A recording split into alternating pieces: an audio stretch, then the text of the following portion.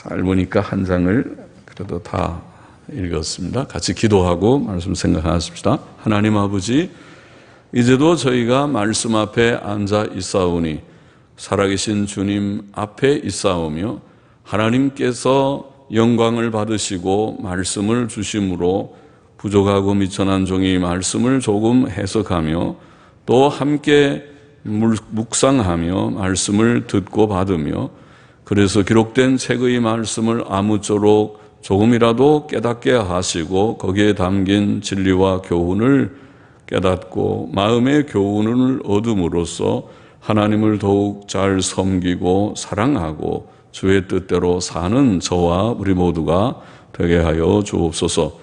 하나님의 영, 진리의 영께서 저희들 가운데 계셔서 저희들을 깨우쳐 주시고 또 진리 가운데로, 진리의 풍성함 가운데로 항상 인도하여 주옵소서. 예수님의 이름으로 기도하옵나이다. 아멘. 아멘. 자, 레위기 3장은 화목제에 대한 말씀입니다.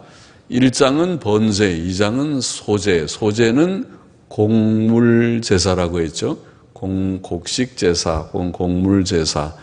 그리고 3장은 화목제, 4장은 속죄제, 5장은 속건제. 그러면은 이제 5개의 제사, 5대 제사, 구약의 율법 제도 가운데서 주신 제사. 그거는 좀 기억할 만하겠죠. 하나님이 주신 제사가 굉장히 중요한 제도인데 제사는 5가지가 있고 또 성막의 제도, 성막의 모든 기구도 우리가 좀 기억할 만하고 그렇지요. 기본적인 성막 제도와 성막에서 드리는 제사 제도는 아주 율법의 기본적인 내용이 아닙니까? 3장은 화목제에 대한 규정입니다. 화목제는 우리가 읽어본 바와 같이 1절에 소로 드릴 수도 있고 그리고 또 6절입니까? 양으로 드릴 수도 있고 그리고 또 13절입니까? 보면은 염소로 드릴 수도 있습니다. 소나 양이나 염소나 다 화목제로 드릴 수 있고 자, 먼저 사람이 소로 드리려면 소의 경우나 또 양이나 염소의 경우가 비슷하니까 반복해서 우리가 생각할 것이 없을 수 있지만은 먼저 소의 경우를 보면 어떻게 드리는지 그 드리는 방법을 알 수 있는데 소로 드리려면 수컷이나 암컷이나 흠없는 것으로 여호와께 드리되 그 제물의 머리에 안수하고 회막문에서 그것을 죽이며 잡는다는 말은 죽인다는 말이죠. 지금도 잡는다는 말을 쓰는지는 잘 모르지만은 젊은 사람들은 혹 모를 수도 있을 것 같아요. 그 재물을 잡는 것이 아니라 이거 지금도 우리가 남아있죠. 사람 잡네, 사람 잡는다. 그 말은 사람 죽이겠다는 말로 쓰는 거죠. 죽인다는 말입니다. 재물을 잡는다는 말은 죽이는 것입니다. 재물을 죽이고 아론의 자손 제사장들은 그 피를 번제단 사면에 뿌려야 했습니다. 그것이 화목제의 제사를 드리는 방식입니다. 번제와 달리 화목제에서는 재물을 수컷이나 암컷을 다 쓸 수 있었습니다. 번제는 흠없는 수컷만 드려야 했는데 여기는 암컷도 드리게 했습니다. 그것은 화목제가 하나님께 드려지는 제사인 동시에 화목의 효력, 화목의 은혜, 화목의 효력에 제사 드리는 남녀 모두가 참여함을 나타내는 것 같습니다. 물론 제사에는 남녀 할 것 없이 모두들이 다 그 은혜를 받지만은 특별히 화목제에 특별하게 이렇게 수컷과 암컷을 다 아울러 쓰게 한 것도 어떤 뜻이 있지 않겠는가 생각합니다. 그래서 그것을 다 하나님과의 교제를 나타내는 화목하며 교제를 나누는 그런 어떤 뜻이라고 보는데 그것을 남녀가 다 참여하는 것을 나타내는 것이 아닌가 싶습니다. 예물의 머리에 안수하는 것은 제사 드리는 자의 죄를 전가하는 뜻이 있고 그것은 앞에 번제와도 같고 그 제물을 죽이고 그 피를 번제단 사면에 뿌리는 것은 속죄의 의미가 있다고 봅니다. 속죄는 대리적 형벌, 즉 우리가 받아야 할 죄의 벌을 짐승이 받는 것을 뜻합니다. 물론 짐승은 예수 그리스도를 상징했습니다. 화목제도 1차적으로 그러므로 속죄의 의미를 지닌다고 봅니다. 번제나 또 소제도 속죄적인 의미가 있다, 그렇게 해석을 했습니다. 그리고 화목제도 그러하다고 봅니다. 그러면 속죄제, 속건제는 명칭 그대로 속죄의 의미가 있으니까 모든 5가지의 제사의 제도는 1차적으로 속죄의 의미를 지닌다고 보아야 하겠습니다. 하나님과 사람들 간의 화목은 예수 그리스도의 속죄 사역에 근거합니다. 속죄의 성경적 의미는 화목을 포함합니다. 그래서 예수님께서 우리를 위하여 십자가에 죽으심으로 속죄를 이루셨다, 속죄 사역을 이루셨다고 할 때에 그 속죄의 의미 속에는 죄의 형벌을 대신 받으셨다는 뜻도 있고, 또 지난번에 우리가 생각한 대로 하나님의 진노를 누그러뜨린다는 뜻도 있고, 그리고 핏값을 주고 우리를 사셨다, 죄벌로부터 우리를 건지기 위하여 값을 주고 사셨다, 죄에 노예된 자들을 노예 해방을 시키듯이 값을 주고 사셨다는 뜻도 있고, 하나님과 화목케 하시는 뜻도 있다고 봅니다. 그래서 화목의 의미가 속죄의 의미에 포함되어 있는 중요한 한 의미라고 봅니다. 3절 보십시다. 그는 또 그 화목제의 희생 중에서 여호와께 화제를 드릴지니, 자, 이렇게 피를 뿌려서 제사를 드리는 중에 하나님 앞에 화제, 불을 태워서 드려야 할 그런 부분이 있는데, 그 화제는 무엇으로 드리는가? 곧 내장에 덮인 기름과 그 짐승의 내장에, 우리 사람 속에도 내장에 기름이 많이 있죠. 너무 많으면 곤란하죠. 그러나 적당한 기름들이 있는 것은 자연스러울 터인데, 내장에 덮인 기름과 내장에 붙은 모든 기름과, 모든 기름이라고 했습니다. 내장에 있는 덮인 기름, 붙어있는 모든 기름과, 그리고 특별히 두 콩팥과, 콩팥, 요새는 콩팥이라는 말보다는 신장이라는 말을 많이 하죠. 신장투석, 신장이라는 말을 많이 써서 하는데, 신장이고 콩팥이죠. 키드니라고 그러죠. 콩팥, 신장 2개가 있습니다. 양쪽에 두 콩팥과 그 위에 기름, 그 콩팥에도 붙어있는 기름이 있겠죠. 또 곧 허리 근방에 있는 것과, 콩팥이 양쪽 허리 부분에 2개가 있겠죠. 그래서 그 허리 근방에 있는 기름들과 간에 덮인 거풀을, 간에도 덮여 있는 것이 기름기가 있는 거풀이 있겠죠. 거풀을 콩팥과 함께 취할 것이요. 콩팥이란 말을 또 썼습니다.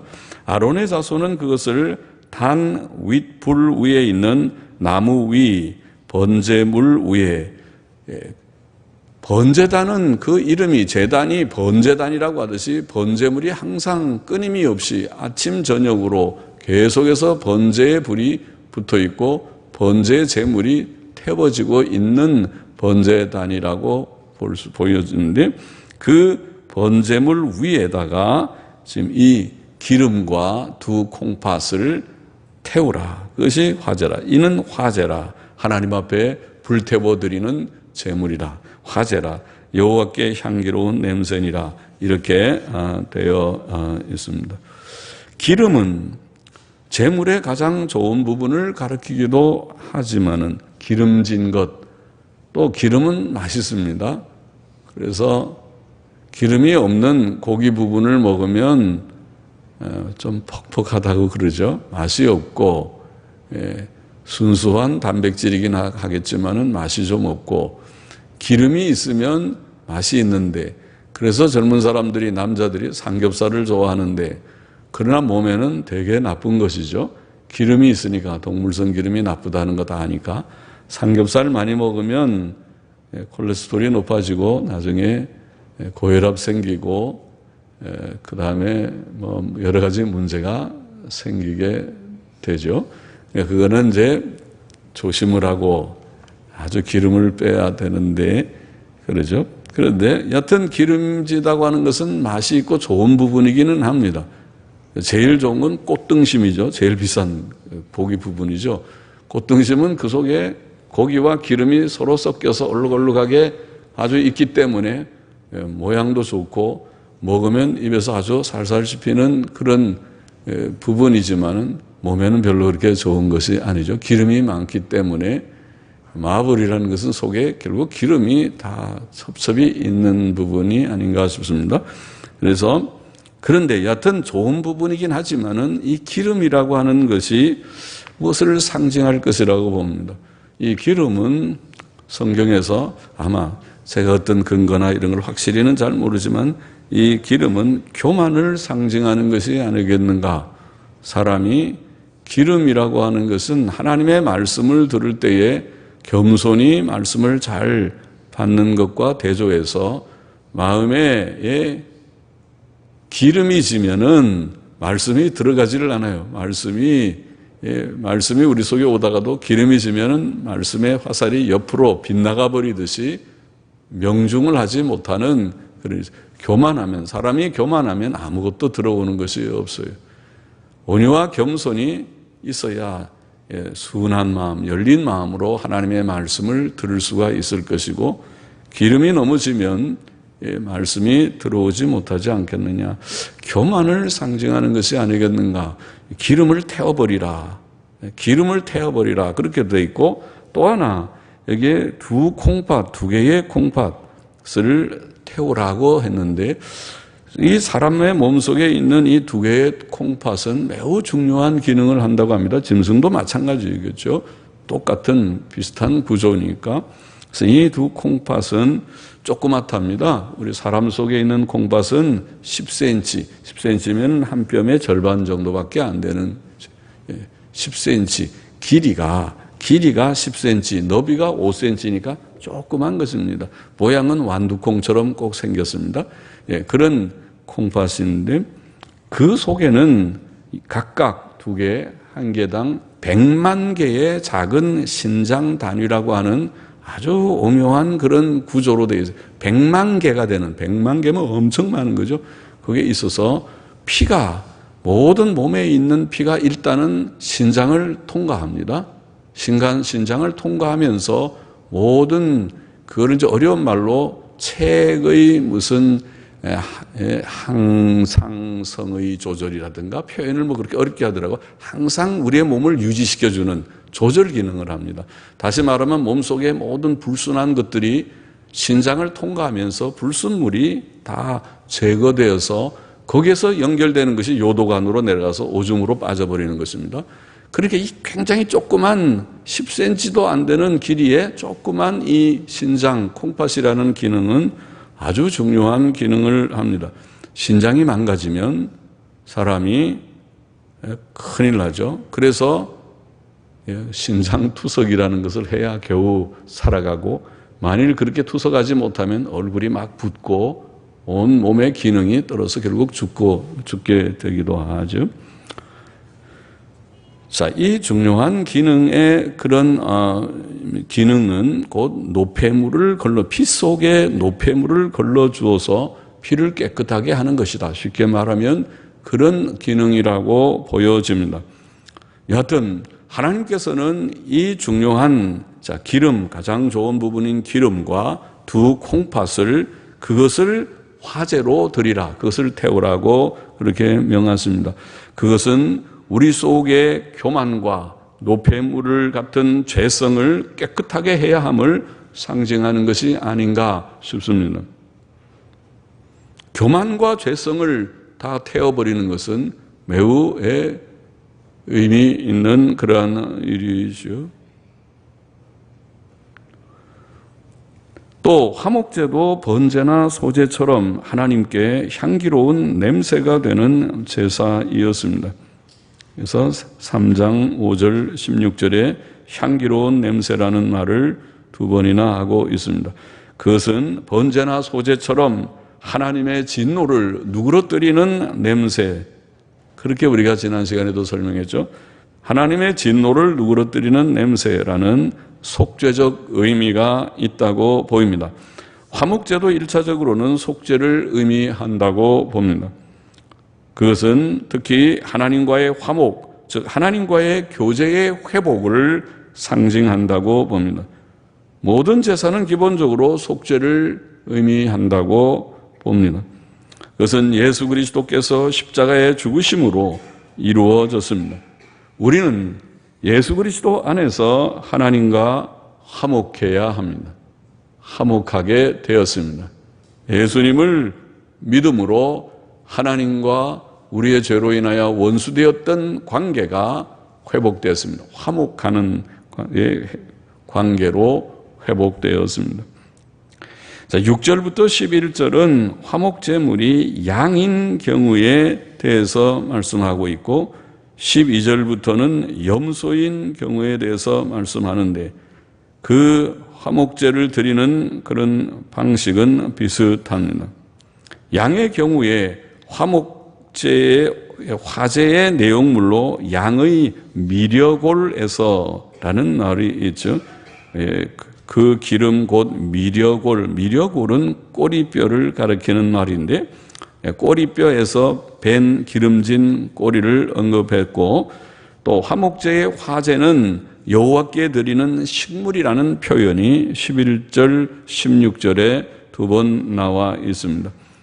식물이라는 표현은 그것이 하나님의 식탁에 놓여지는 식물과 같다. 그것은 하나님과의 식탁 교제를 상징하는 것이라고 보입니다.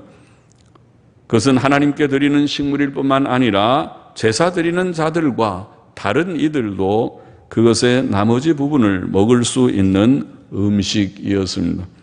다른 제사와 다르게 5개 제사 중에서 유독 화목제만 제사를 드리는 사람이 자기가 드린 그 제물 중에 화제로 드리는 기름과 두 콩팥은 불태워 드리고, 물론 피는 제사장이 뿌리고 번제단에 뿌리게 되고, 그 외에 그 고기를 제사 드리는 사람도 또 제사장도 일부를 그것을 먹을 수 있는 하나님과의 교제의 회복으로 식탁 교제를 나누는, 우리가 사이 좋은 사람들 간에 식사하죠. 사이가 좋지 않은 사람이랑 같이 식사하면 얹히죠. 그러면은 편하지를 못해요. 식사가 기쁨의 식사가 되지를 못하겠죠. 그와 같이 하나님과 식사를 나눌 수 있다는 것은 참된 교제를 상징한다고 하겠습니다. 그래서 하나님의 음식이 되고 또 그 음식의 일부를 제사 드리는 우리로 먹도록 하나님이 허용하심으로써 하나님과 우리가 식탁 교제를 나눈 것 같은 그런 상징이 화목제의 그런 제도이었다고 말할 수 있습니다. 16절 중간에 보면은 모든 기름은 여호와의 것이니라. 너희는 기름과 피를 먹지 말라. 이는 너희 모든 처소에서 대대로 영원한 규례니라. 하나님께서는 제물의 모든 기름을 자기 것으로 구별하셨습니다. 기름은 가장 맛있는 부분입니다. 하나님의 이 규정은 오늘날 의학적 지식으로는 건강상에도 매우 좋습니다.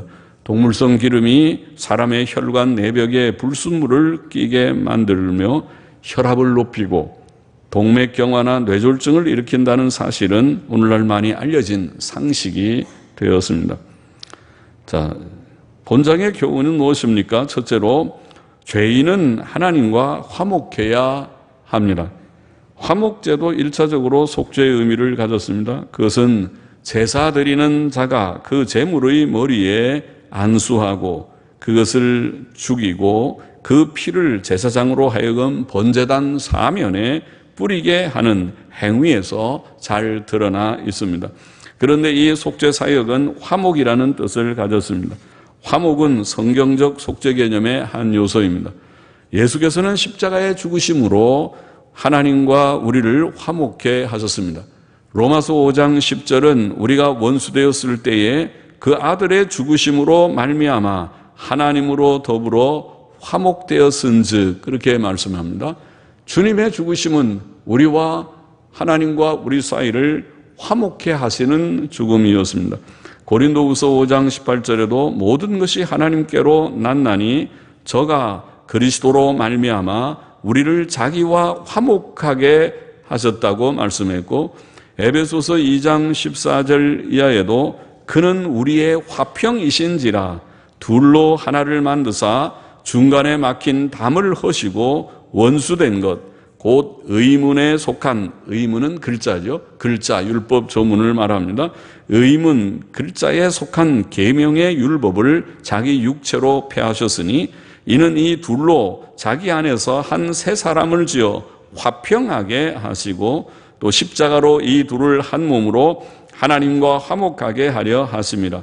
원수된 것을 십자가로 소멸하시고 또 오셔서 먼데 있는 너희에게, 먼데 있는 너희는 이방인들을 가리켰죠. 우리를 가리켰습니다.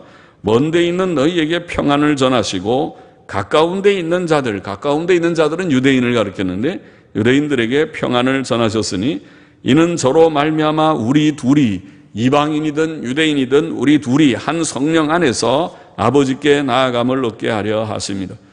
우리도 또 유대인들도 다 하나님과 죄로 인하여 원수되었던 상태에 있었는데 예수 그리스도의 십자가의 죽으심으로 말미암아 이제 화목하게 되었다. 이방인도 유대인도 다 하나님과 예수 그리스도로 말미암아 화목하게 되어서 함께 하나님을 섬기는 자들이 되었다는 것을 설명한 것입니다. 죄인들은 하나님과 원수관계에 지금도 있습니다. 그러나 예수 그리스도의 속죄의 죽음으로 말미암아 우리는 화목하게 되었습니다. 하나님과의 화목을 말하는 것입니다. 예수 그리스도께서는 우리의 화평이십니다. 예수 그리스도를 믿고 죄 씻음 받은 자마다 하나님과 화목할 수 있습니다. 그러므로 바울은 우리가 그리스도를 대신하여 사신이 되어 하나님이 우리로 너희를 권면하시는 것 같이 그리스도를 대신하여 간구하노니 너희는 하나님과 화목하라, 이런 교훈도 하였던 것입니다. 하나님과 화목지 못한 분이 하나도 없기를 바랍니다. 다 화목하셨습니까? 하나님께 나아갈 수 있는 담력을 얻으셨습니까? 아직도 하나님 대하기가 마음에 거리끼고 두려워서 눈을 피하는 그런 죄인이 있습니까? 죄를 지으면 그렇게 됩니다. 사람이 죄를 지으면 하나님을 피하게 되는 것입니다. 이치가 비슷합니다. 우리 어린아이들이 엄마 아빠 말씀 어기고 잘못하면은 괜히 딴청 부리는 것처럼 엄마 아빠랑 눈을 마주치지 않습니다. 저 뒷방 구석에 가서 장난감하고 놀든지 딴청하고 있어요. 무슨 사고 저지른 그 경우에 그렇게 하죠. 그와 똑같습니다. 우리가 하나님 앞에서 정말 믿음의 정상적인 생활을 하면 더 가까이 나아갑니다. 하나님을 앙망하게 되고 의지하게 되지만은 죄를 지으면 점점 멀리 갑니다. 눈을 피하게 되고 자꾸 예배를 회피하게 되고 그렇게 될 것입니다. 그렇게 되지 않기를 원합니다. 여러분의 심령이 그렇지 않기를 원합니다. 하나님과 화목한 심령이 되어서 하나님 안에서 맑고 밝은 심정으로 하나님을 섬기고 하나님을 찾고 하나님의 이름을 부르고 하나님께 찬송을 기쁨으로 올리고 기도를 올리고 말씀을 읽을 때에 깨달아지고 아멘으로 화답이 되고 그렇게 되기를 원합니다. 하나님과 화목하는 우리가 되어야 하겠습니다. 둘째로 하나님과 화목한다는 것은 하나님과의 교제를 회복한다는 것을 의미합니다. 화목제는 하나님과의 교제의 회복을 상징합니다. 바쳐진 제물은 하나님께 드리는 음식이라고 불립니다. 또 화목제는 제사 드리는 자가 그 제물을 먹을 수 있는 제사입니다. 그것은 식탁 교제를 의미합니다. 모든 사람은 죄로 인해 하나님과의 화목을 잃어버렸었고 하나님과 원수 관계에 있었습니다. 우리가 구원받은 후 누리는 큰 특권의 하나는 하나님과의 교제가 회복되는 것입니다. 사도 바울은 말하기를 그러므로 우리가 믿음으로 의롭다 하심을 얻었은즉 우리 주 예수 그리스도로 말미암아 하나님으로 더불어 화평을 누린다. 바울은 화평을 누리자. 우리말은 그렇게 번역되어 있고 또 전통적인 본문에는 화평을 누린다고 되어 있습니다. 예수 그리스도를 믿음으로 의롭다 하심을 얻었기 때문에 이제는 죄 문제가 해결됐기 때문에 내 추하고 더러운 죄, 우리가 죄를 지으면은 가슴이 떨리고 두려워서 하나님의 낯을 보기가 어렵고 하나님의 얼굴을 보면 하나님이 화를 내는 얼굴로 우리를 쳐다보면 이놈 너 죄를 짓고 그렇게 하면서 나를 섬긴다고 그래 하고 막 야단을 칠 것 같고 그 하나님의 얼굴을 보면 금방 가슴이 심장이 멎어서 죽을 것 같은 그런 두려움이 있지만은 예수 그리스도의 피로 죄 씻음을 받은 것을 깨닫게 되고 그것을 믿게 되고 확신하게 될 때에 그럴 때에 감히 주여 나는 부족한 죄인이지만 나는 예수님의 공로를 의지하여 주님께 이제 나옵니다고 주님 앞에 나아갈 수 있는 그런 우리가 되었다는 말이죠. 하나님과 화평을 누리게 되었다. 구원은 하나님과의 교제의 회복입니다. 하나님과의 교제는 무엇보다 말씀과 기도의 삶입니다. 우리가 성경을 읽을 때 마음이 열리고 깨달아지는 것과 또 우리가 기도할 때 마음의 문이 활짝 열리는 것은 바로 하나님과의 교제가 회복된 증거입니다. 대화가 없는 교제는 없습니다. 서로 교제한다고 앉아 있으면서 가만히 아무 말도 안 하고 있으면 교제가 아니죠. 정말 답답하고 힘든 시간이죠. 그러나 정말 사랑하는 자들 간의 교제라고 하는 것은 끊임없는 대화를 우리가 주고받고 상대의 마음을 우리가 읽고 또 자기의 마음을 표현하고 하게 되겠죠. 우리가 에녹처럼 하나님과 교제하며 동행하며 사는 것은 땅 위에서 매우 큰 특권이 아닐 수 없습니다. 날마다 성경을 읽고 기도함으로 하나님과 교통하고 동행하는 사람은 참으로 행복한 사람입니다. 모세는 네 하나님 여호와를 경외하여 그를 섬기며 그에게 친근히 하라고 교훈하였습니다. 신명기 10장 20절 말씀. 친근히 하라는 원어는 꼭 붙들라는 뜻이라고 자주 설명드렸습니다. 우리는 하나님을 꼭 붙들고 따르듯이 하나님과 많이 대화하듯이 하나님의 말씀, 성경 말씀을 우리가 늘 읽을 때에 우리 속에 깨달아지고 아멘으로 하나님의 음성이 우리에게 들려지고 또 우리가 하나님 앞에 인격적으로 모든 우리의 중심을 하나님을 기뻐하는 기쁨도 하나님께 대한 또 죄송하는 모든 고백도 또 하나님께 우리의 소원을 아뢰는 모든 아뢰음도 하나님께 다 아뢰일 수 있는 그런 교제가 이루어진다는 말. 하나님께서는 성경을 통하여 우리에게 말씀하시고 우리는 기도를 통해서 하나님 앞에 우리의 중심을 다 토하듯이 아뢰게 된다는 말입니다. 그것은 친밀한 교제를 가리킵니다. 여러분은 하나님과 화목하셨습니까? 여러분은 하나님과 친밀한 교제를 나누고 계십니까? 오늘도 성경을 읽을 때 성경만 읽으면 졸려요. 그러지 않고 피곤할 때 읽으면 졸리기도 하시겠지만은 성경을 읽는 것이 꿀과 같고 꿀송이 같이 달고 맛있습니다. 성경을 연구하는 것이 금광을 파듯이 내가 아주 흥미진진하게 성경을 읽습니다. 그렇게 하고 계시냐는 말씀이죠. 그렇게 되기를 바랍니다. 여러분이 연세가 많고 할 일이 점점 이제는 내가 이제 세상 일들 다 은퇴고 할 일이 적다. 그렇게 하시는 분들이라도 성경 읽는 일은 놓지 마시기를 바랍니다. 늙음하게 그 할아버지 할머니가 집에 가보니까 성경책 펼쳐놓고 어떤 데는 옥편도 펼쳐놓고 영어를 좀 하는 사람은 영어 성경도 한쪽에 펼쳐놓고 그리고 열심히 성경을 읽고 모르는 거는 사전을 찾아보고 옥편을 찾아보고 또 영어 성경을 좀 뒤져보면서 책을 읽고 있더라. 이렇게 다 되면 좋겠습니다. 성경을 읽고 또 오늘도 기도를 하고 하나님 앞에 기도하는 성경 읽고 기도하는 하나님과 친밀한 교제를 누리며 사는 모두들이 되기를 원합니다. 셋째로 화목제는 감사의 의미도 있다고 학자들은 그렇게 말합니다. 레위기 7장에 보면 화목제에는 감사제, 서원제, 자원제 등 세 가지가 있습니다. 하나님과 화목되고 교제의 회복을 얻은 자마다 하나님의 은혜에 감사하며 찬송할 것입니다. 시편 50편 저자는 50편 14절 이하에 보면 감사로 하나님께 제사를 드리며 지극히 높으신 자에게 네 서원을 갚으라고 말했습니다. 또 시편 116편 저자는 여호와께서 내게 주신 모든 은혜를 무엇으로 보답할꼬 내가 주께 감사제를 드리고 여호와의 이름을 부르리이다. 하나님의 크신 은혜를 경험하고 체험하고 또 그것을 깨닫는 자마다 하나님 앞에 감사의 제사를 올린다. 그게 화목제입니다. 하나님 앞에 감사합니다. 하나님 감사합니다. 참으로 감사합니다. 하나님께 감사하며 영광을 돌리게 될 것이라는 말입니다. 사도 바울도 범사에 우리 주 예수 그리스도의 이름으로 항상 아버지 하나님께 감사하라고 에베소 5장 20절에 교훈했고, 또 무엇을 하든지 말에나 일에나 다 주 예수의 이름으로 하고 그를 힘입어 하나님 아버지께 감사하라고 하였습니다. 골로새서 3장 17절에 그렇게 말씀했습니다. 우리는 하나님의 구원의 은혜, 곧 죄인이었던 우리가 하나님과 화목하고 하나님과의 교제가 회복된 일을 묵상하며 깨닫고 하나님께 감사와 찬송을 올리는 우리가 되어야 하겠습니다.